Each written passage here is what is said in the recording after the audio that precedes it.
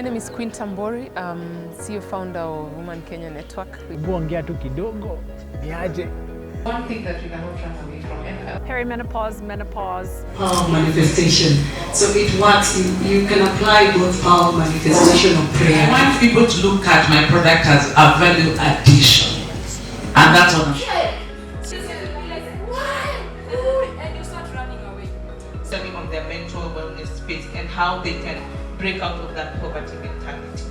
But it starts with us understanding first as women. When we have the conversations more, when we recognize what the changes are. You figure it out what works for you. Some people need discipline, so they need somebody to go shout at them.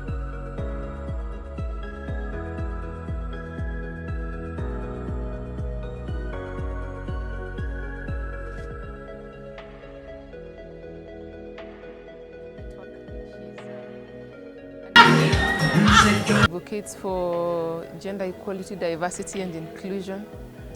Indeed, we like to call ourselves the trusted voice for women and girls in Kenya. Thank you.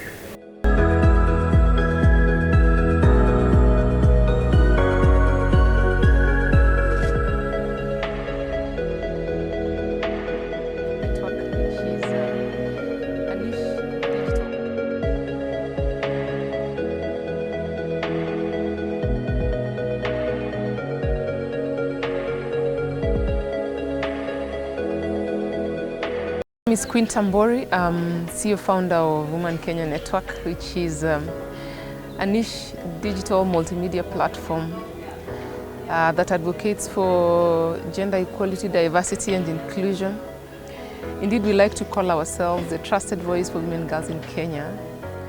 And we are very proud to be associated with today's event, which is Women Empowerment Self-Development Workshop, which profiled some of the best industry leaders in terms of information sharing and thought leaders. The reason we decided to set up this platform is because we feel like a lot of times women tend to prioritize everyone else at their own expense. So what happens now is they end up falling back on their goals, they end up falling back on their aspirations, their growth, their health and wellness. And therefore it was important for us to prioritize this event for the benefit of society. They say when one woman can actually, women can actually transform society. So when a woman is happy, healthy, then everybody else will benefit from that. Women Kenya Network has been around for a while, and we are famed for some of the best events in this industry, including top 20 most influential women in Kenya, which actually will be doing an event sometime in July. We also did an event called Take Back Your Power at the end of last year in November. And now we have this, and we'll have a series of other events, all purposed to advocate for gender equality, to discuss women issues, to create safe spaces where we can talk about a myriad of issues that affect women. Now, on a particular note, today's event featured different speakers tackling different topics, including self-care, wellness, health and wellness, overcoming procrastination, creating vision boards and goals that actually work. And I think we were very privileged to be in the company of some of the best, as I had earlier mentioned, including Dr. Zippy Okoth, who is a storyteller, filmmaker, and the one who has actually produced a film called Otis Janam. It's filming in one of the screens near you. You need to check it out. We also had Ingrid Awor, fast rising fashion entrepreneur and founder of Nilotica, and also Black Dust events and many other programs. We were also in the able company of Lambert Oigara, who is a psychologist at CBT Kenya. Of course, it's always good to have a male's perspective in all our events, and we're very privileged to have Lambert's wisdom and also drink from drink from his fountain of wisdom. We're also in the able company of Amina Farah. Amina Farah is a health and wellness enthusiast and indeed the founder of Fabulous Living, which seeks to advocate for the conversations around menopause and ageism. So I would say that it has been an exciting event for us today. The cocktail of speakers, the cocktail of information, and indeed we also had a team from Kaizen Martial Arts. We had Dr. Catherine Kibuchi and Lorna Abiero. All these are women who are experts in their own fields, and we all came together to talk about our self-development and prioritize, how to get to the next best version of ourselves. I'm very excited about this event today. I'm very excited about the events that are going to come up in the future. And of course, to keep up with everything that we do at Women Kenya, you can always check out our social media platforms, which is Women Kenya Network, on Facebook, Instagram, TikTok, X, YouTube. But you can also keep up with our official YouTube channel, which is called Her Standards, where we also profile stories about women, and we also feature women you need to know in this country. I'm very excited, and thank you for joining us today, and we hope we can catch up with you in the near future. Bye for now. Hi, this is Amina Farah, founder of Fabulous Living, a menopause knowledge and awareness platform. I'm really happy to be here for Women Kenya Network's Self-Empowerment Workshop. So I came to speak on perimenopause, menopause, and women's health generally. And to your question, yeah, great question. Why is there so much silence around menopause? There is a stigma and maybe even shame around talking around menopause. I found that people don't want to talk about menopause. Women probably will say, oh, they're not there yet. But the reality is all women are going to go through menopause if you live long enough.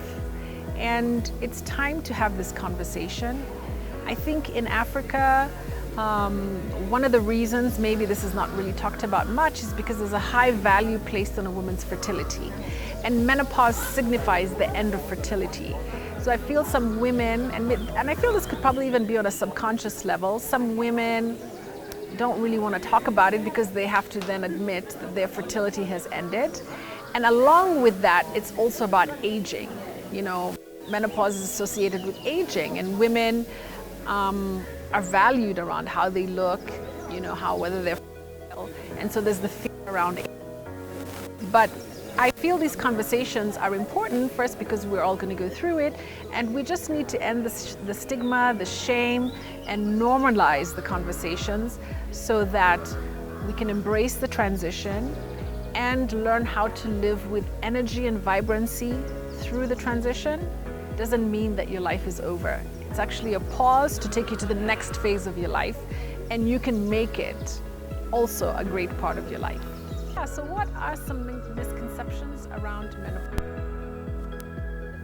Big one is menopause happens old. And one is that menopause happens when you're old.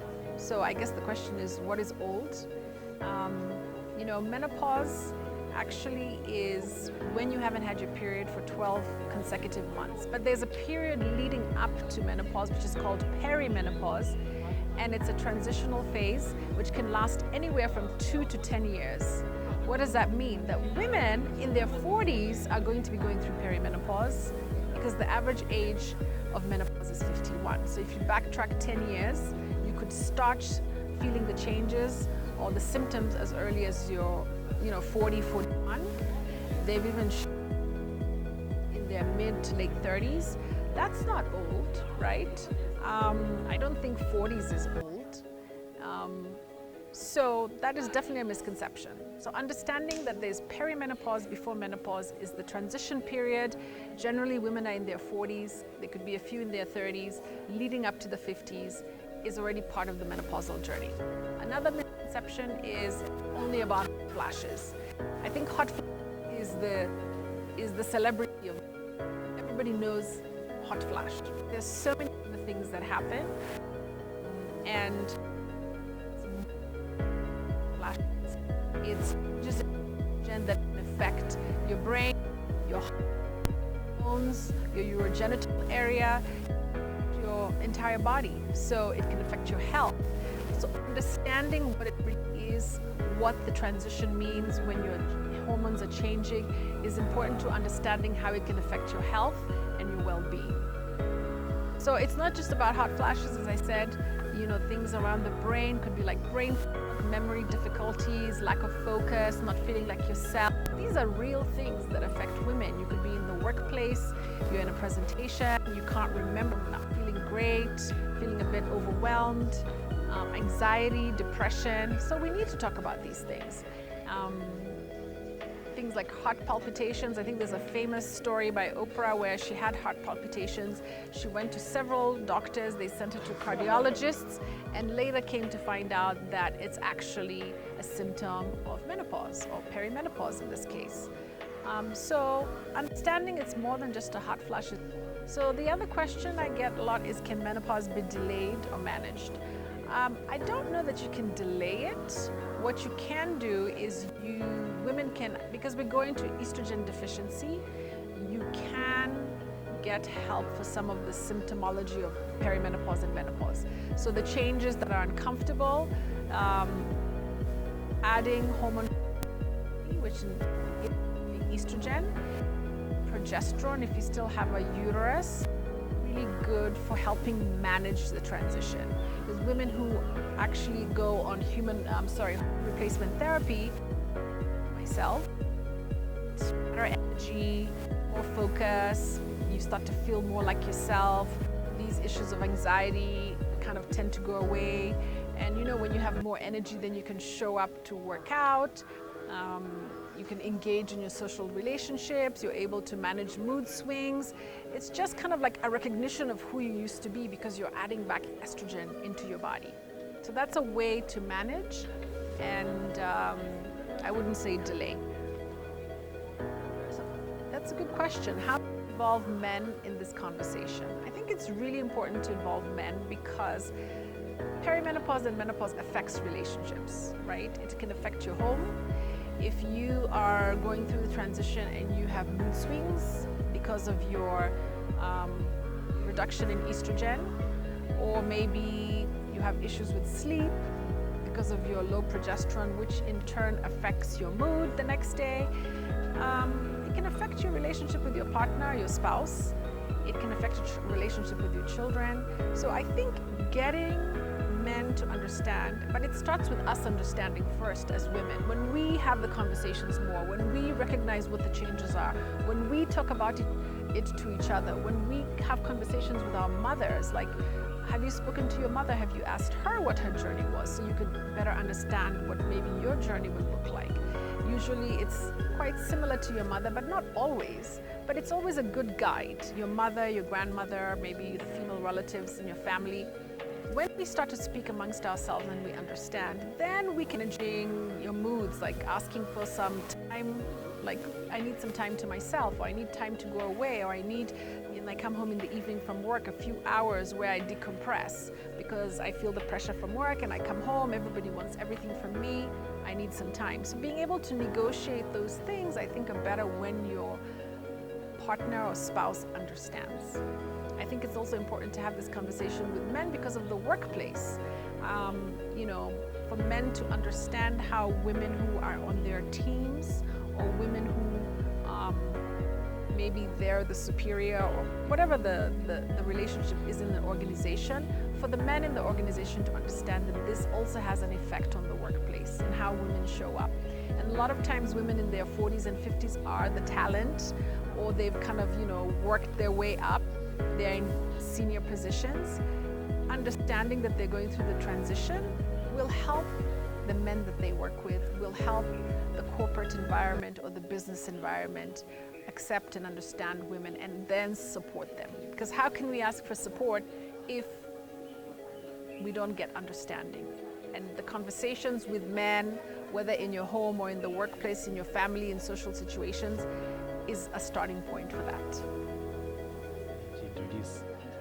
Lambert Oigara is my name. I'm a clinical psychologist, and I'm passionate about what I do.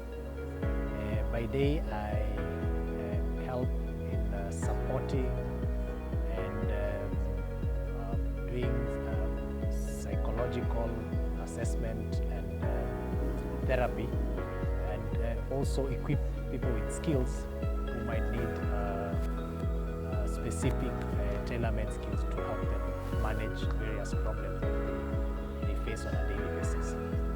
I think the reality about is that we need to appreciate how society is, and some of the advancements, some of the things that have changed over the years. When you're living in a fast-paced society, in the cities, of course, there are many factors that would arise, and one of them would be just to do with relationships. And we are seeing that there are people who will have no problem with dating someone who's much older. There are people who have no problem dating someone who's much younger, regardless of the gender. But one thing that is extremely important to appreciate in any relationship is the ingredients of a relationship, the ingredients that will make a relationship work. And they revolve around communication. So regardless of the age, gender, communication is extremely important in ensuring that this relationship works. Are you able to express yourself assertively? Is the other person able to appreciate your expression? And if that is the case, then, like they say, it takes two to tango, and the relationship thrives. Another very important ingredient is that of matters to do with intimacy. Intimacy is extremely important when it comes to a relationship. The same, regardless of the gender, age, if that is something that you have discussed at the foundation of your relationship and it's working, then why not? Okay? And then there is one big issue, money. Matters to do with money. It could be that your partner earns more than you. That can be a source of conflict or challenges. So then how do you go about this? Are you able to disagree to agree? And if that is the case and you're on the same page, then why not? So really, the reality is that society keeps morphing, and regardless of factors, it's important to appreciate for a relationship to thrive, these ingredients are key. So, I mean, in the case of maybe the lady or the guy, this matter is 20 and the other person is 50. At the end of the day, of course, you appreciate that they are all at different stages of growth and development. Like I always say, you find that in many instances, you find that even in psychology books, we're taught that you find that it's encouraged that the lady is, the male is much older than the lady, because even when you look at the stages of growth and development, even in language or whatever, women or ladies develop faster and acquire language faster and so forth and so on. So you might find that regardless of the age, one might be much older, but they are able to actually connect and understand each other. So, like I've said before, there is the issue to do with appreciating the society we live in, and appreciating that maybe you might find someone who are the same age and they're always in conflict, for example. You might find people who are both at 30 years old, they are married, or in a relationship, and they're still having conflict. So the question is, in these relationships, is it working or is it not working? We look at factors to do with baby background. We look at factors to do with the social status. Those are contributing factors. Are you able to appreciate that maybe this person is from a certain social status and maybe this one is from different? How do you go about that? We talk about issues to do with the environment, your friends, your relatives, the people in the community, the church, and so forth and so on, what are their thoughts and opinions about these relationships? And most importantly, as a couple, are you grounded in your relationship? Do you know who you are and what you want? Because sometimes even you find that people who are in certain relationships, they come to realize that they've come together and they don't really know each other. And that becomes a source of problems. So at the end of the day, we start looking at understanding, the kind of support, the kind of things that have brought you together, the personalities, okay, in terms of are you able to blend in and connect, the things that you share in common. You know, for some people, you might find that what has brought them together is perhaps business. They are both very good in business, and that keeps them going. And the sooner they understand that is the source of their being connected, the better, because then they can actually do a lot of reflection on their lives and ask themselves, could it be that this is the only thing that has brought us together? Are there other things that we might want to work on?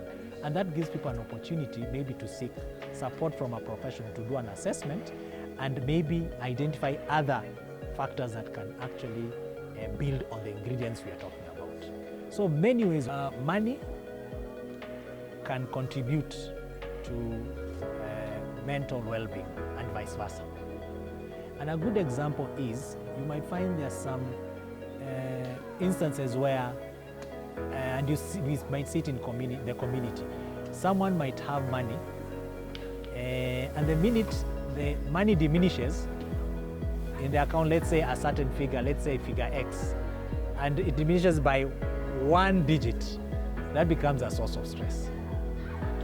And the opposite is also very true, that amount of money increases by a certain figure, and the person becomes extremely excited about that, and it actually contributes to what perhaps in the technical terms would be called hypomania. And by this I mean, because he has so much money or she has so much money, she might get so stimulated and excited, and she might come to a place like this and say, kila mtu apatiwe their favorite drink, or I'm going to buy lunch for everybody.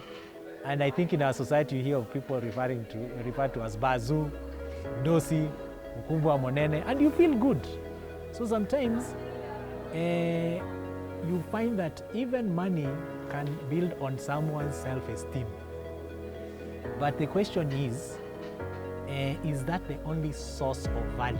Because if that becomes the only source of value at the expense of many other areas that give you value, then you find yourself being in a pattern, a repetitive pattern, that at the end of the day, when you lack, you find yourself going down. When you have, you find yourself going even more to the other extreme. So there is no balance in that sense. But also, the reality about money matters and mental health and mental wellness has to do with, one, really evaluating factors to do with, I have money, finances. How do I plan for my finances? Do I have a budget? Okay?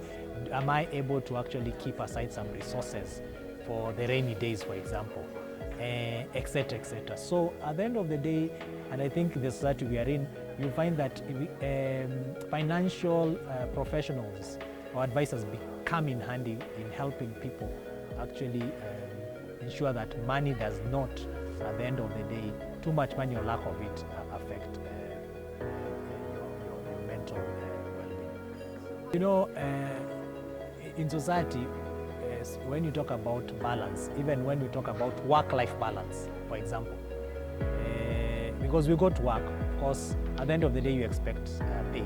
If you're self-employed, you also have expectations in terms of targets and so forth and so on. So you'll find that for someone to strike a balance, sometimes when you look at it realistically, these things go hand in hand. You cannot say that at the end of the day, I will have amassed so much money and I'll be satisfied, or vice versa. Okay? So what is important is to really, like I keep saying, appreciate that, yes, money is a source of happiness, but not in the sense that you will think that it will make you content.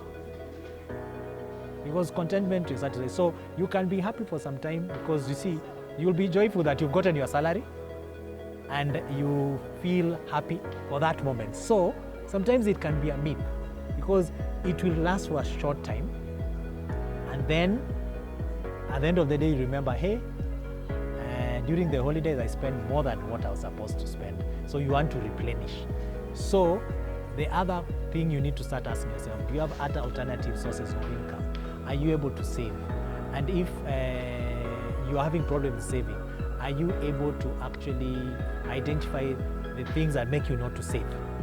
And ask yourself, do I need to come up with a support network of people who can actually support me? There are people who walk without money because they know the minute I have money in my pocket, I will have no balance. So you find there are people who don't have credit cards or debit cards because they know the minute I have that debit card, I'll spend it. So it is a very individualistic thing, taking time and do an inventory and identify, okay, this is X amount I get, this is what I'll put into savings, this is what I will maybe give mama to be able to support the family, or vice versa, because sometimes there's households where you say the wife will say, this is what I'll give baba to really support the household. And at the end of the day, being able to communicate about or knowing your strengths and weaknesses when it comes to money management. Those are some of the ways that can help you ensure that you have a balance, that you can have an equilibrium for good, because things keep changing, etc., etc. And you work with the social media has very many positives, but also the opposite is true. And you will find that for a long time, as social media has grown, you find that people have developed a sense of identity in that context, in that space. So you find that if, for example, someone is having challenges with relationships or friendships or making friends, or someone is having issues to do with how they perceive themselves and so forth and so on, then you'll find that social media or the number of likes you, for example, get can suit you, can make you feel good, can increase your self-esteem.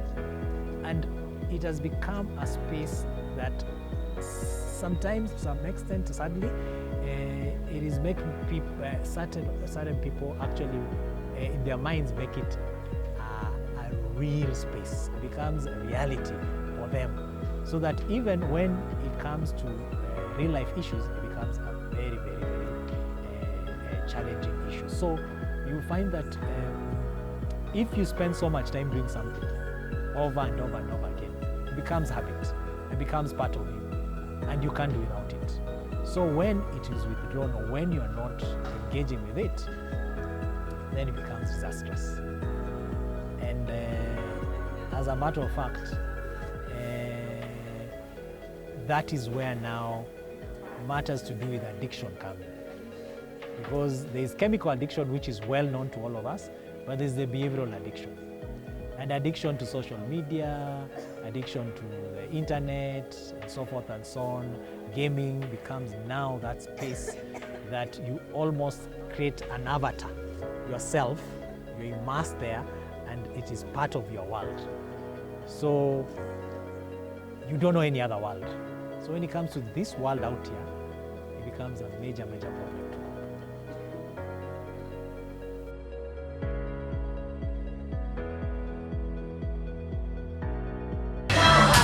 Is here.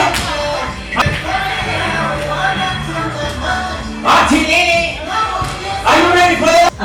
How I do it is the story I tell myself. So there's power in self-story. Something that we tend to omit or forget. So what story do you tell yourself? And the stories I tell myself stem from childhood.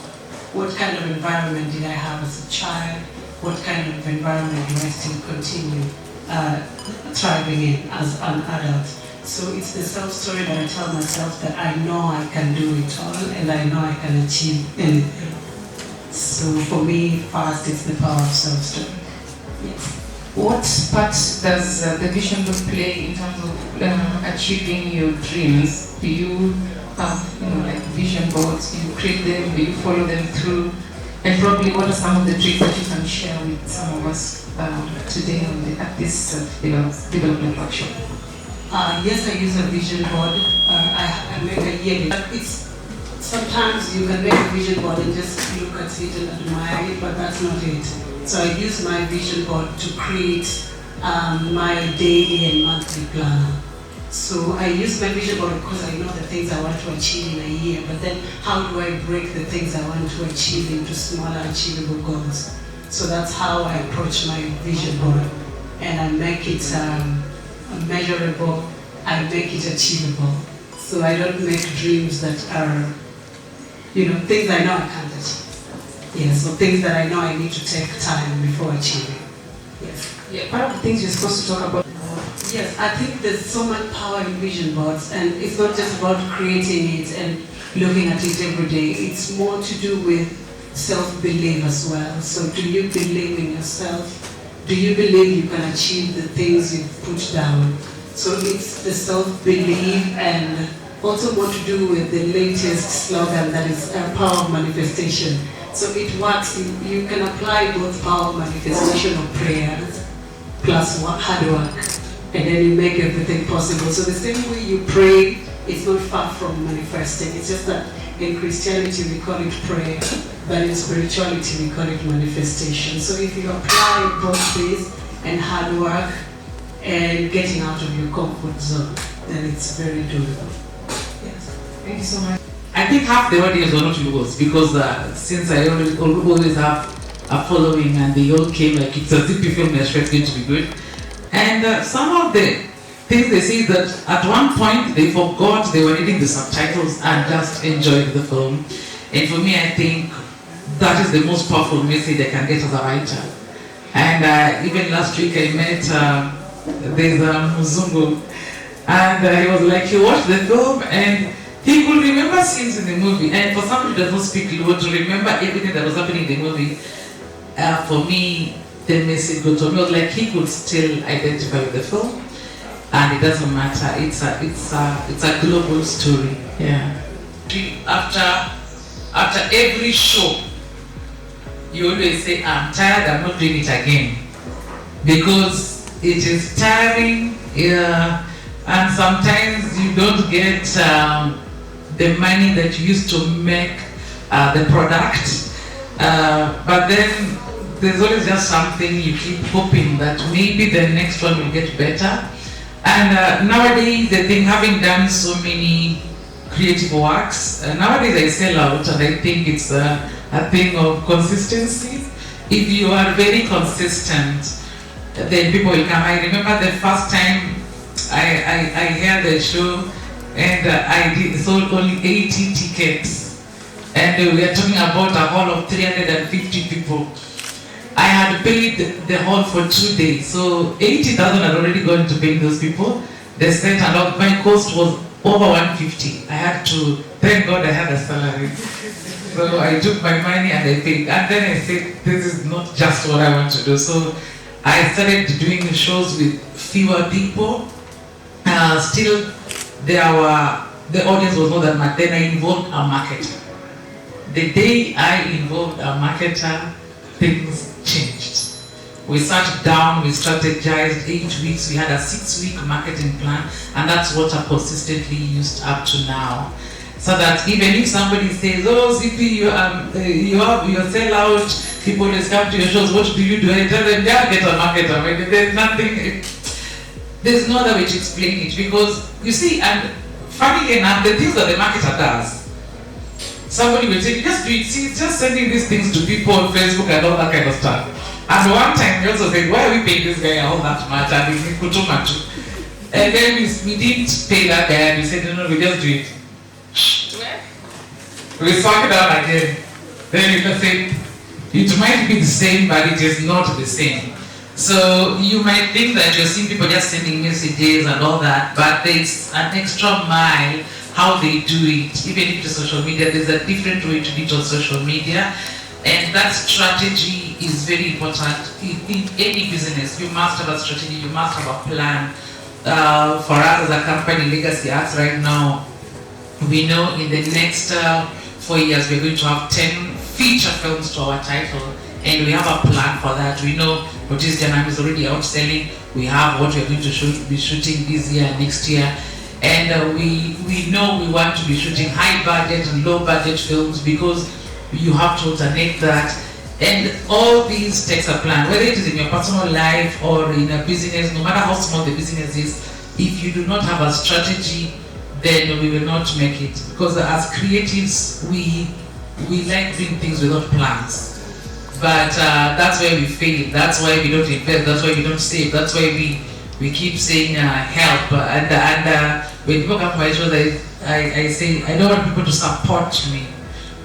I don't like that word. It is a business, you're not supporting me. You are buying my product so that because you like it. There's a day I had my book, I think, get me my book from my bag. There's a day I had my book, we had the drama festival, that was storyteller.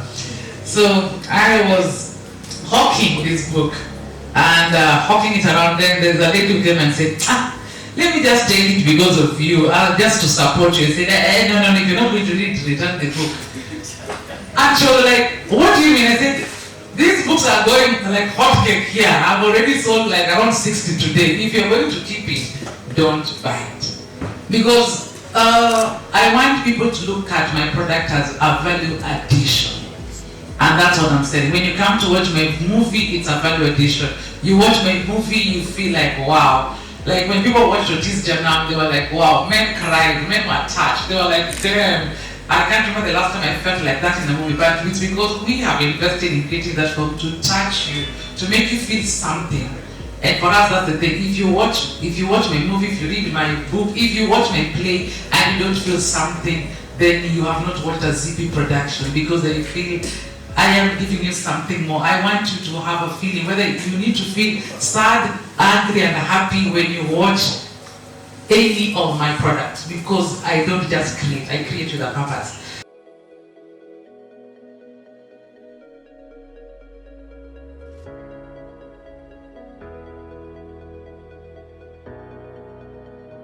Lambert, do you believe that procrastination exists, and how do you overcome your own procrastination?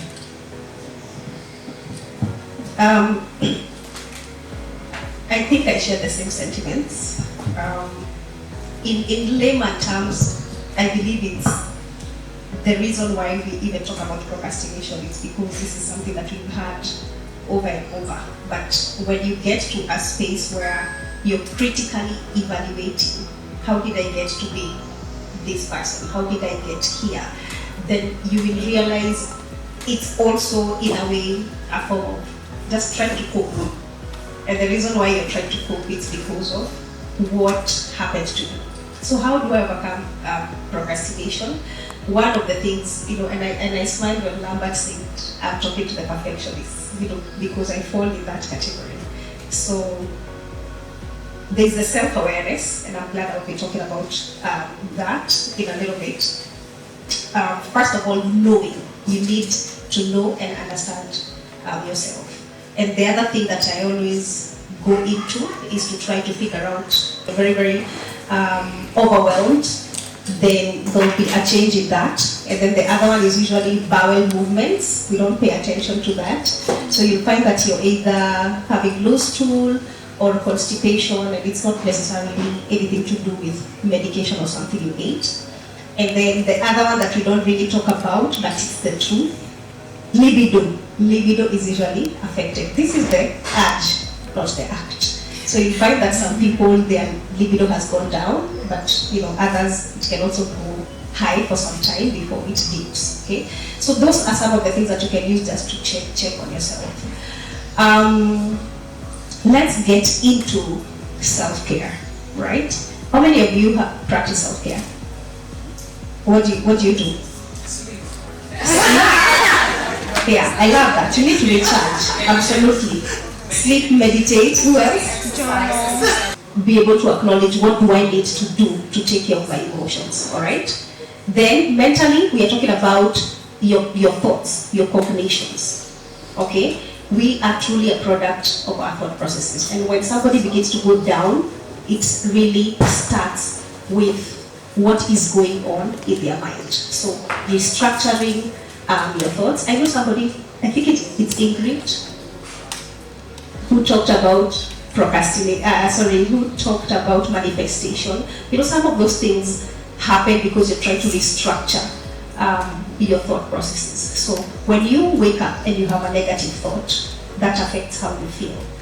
And if your feelings have been affected, then your behavior follows through, okay? Let me just give you an example. So if you wake up and the first thing is, I'm going to fail this exam, or you're oiling yourself and you look at yourself and you say, I'm so ugly, I can assure you, you're not going to walk out of that room with your chest out and open body posture, right? It will be more hurt. And the behavior that follows that is to try and figure out what excuse can I give so that I don't go into work today. Yeah, so then the behavior follows. And you have to go back to try.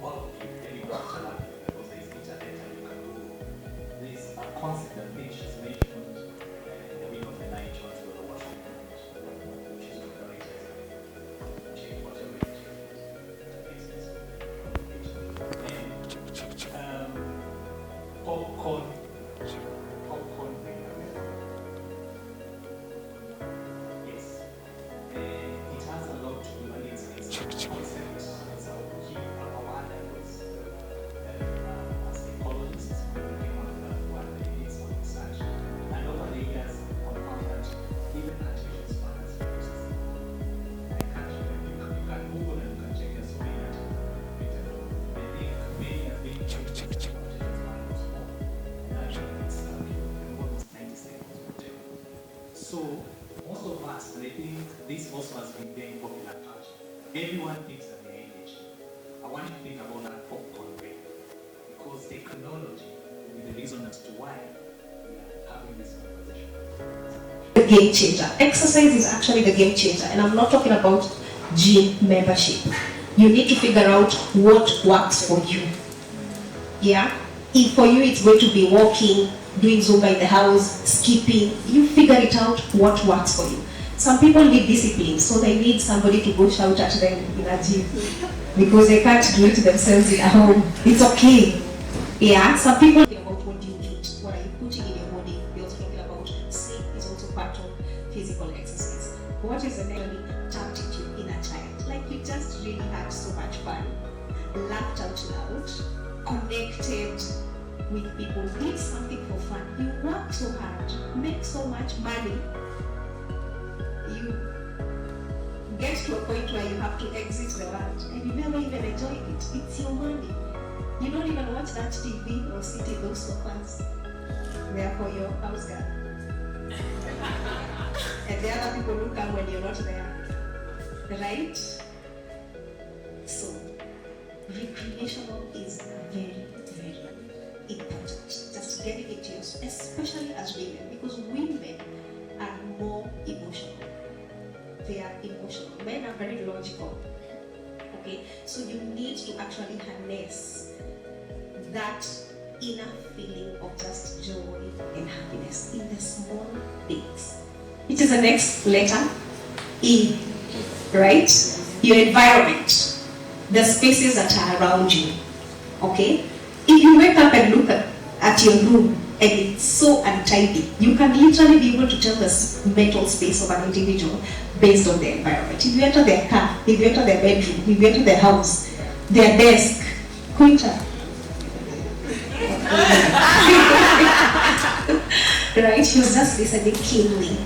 Right? So being mindful about the environment that is around you, that is very, very key.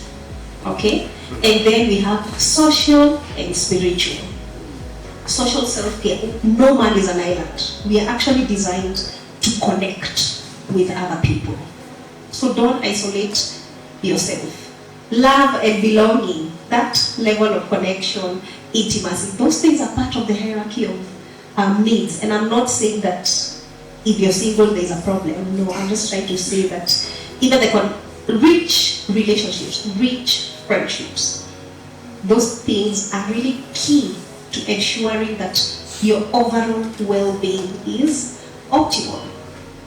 All right? Spiritual.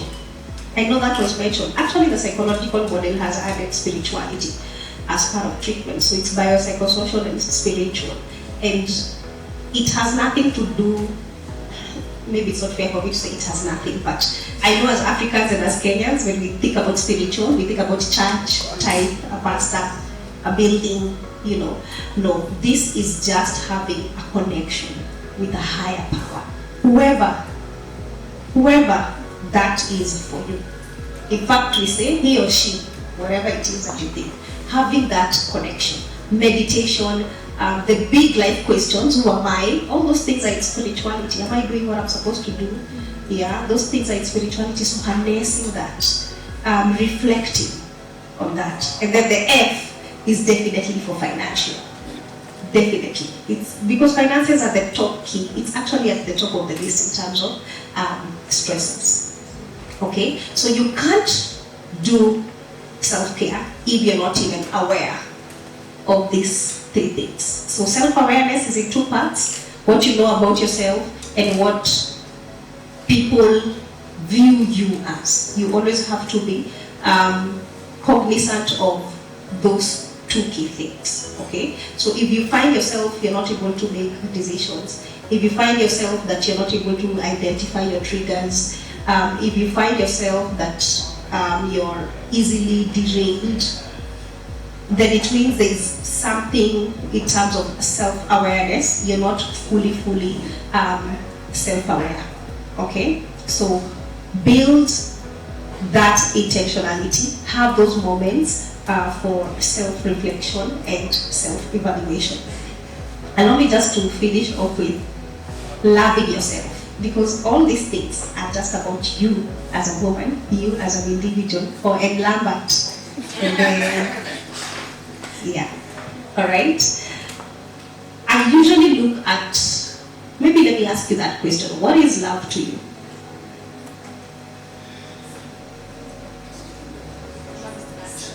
Love is?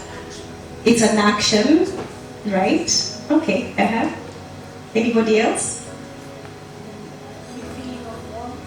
The feeling of warmth. Yeah, I love that. Okay, let me use those two. All right. The feeling of warmth is an end result. Okay, when we're talking about love, it has to begin with what is it that we need to do. Okay, so I find it easier for my patients to think about love outwardly. So I usually tell them, do you love somebody? What makes you think you love them? Then they say, I do this, I do this, I do this. Or I try to reflect it on your parents. How do you know your parents love you? They paid for me school fees, they did this, they did this. So when you think about that, then you actually realize this is beyond a feeling, the feeling that we are looking for. So these are actionables. What are those things that you need to do to actually be able to give back to yourself, to show yourself love? And I am not very religious, but I like to use the Corinthians love, okay? And we say love is patient. Are you patient with yourself? Maybe you're patient with other people, maybe you're patient with your children, maybe you're patient with your boyfriend, even as they're trying to character develop you.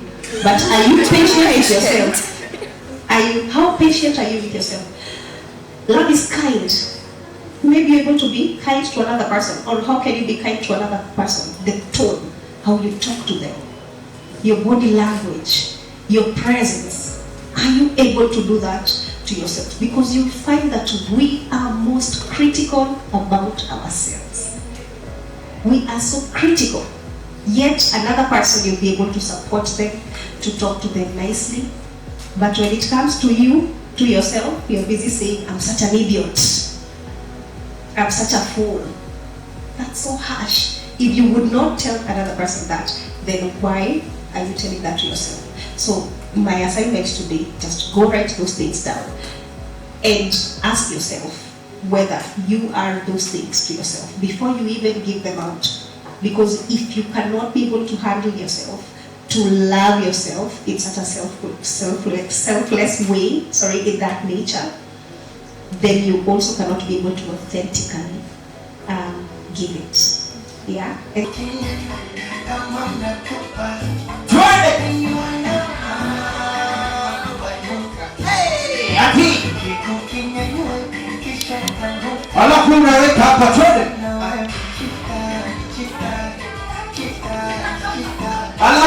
Either you or your kids. I'm sure those of us with kids in school, the kids are able to take part in the content. As a woman, we need to be self-aware and our So my name is Dr. Catherine Kibuchi.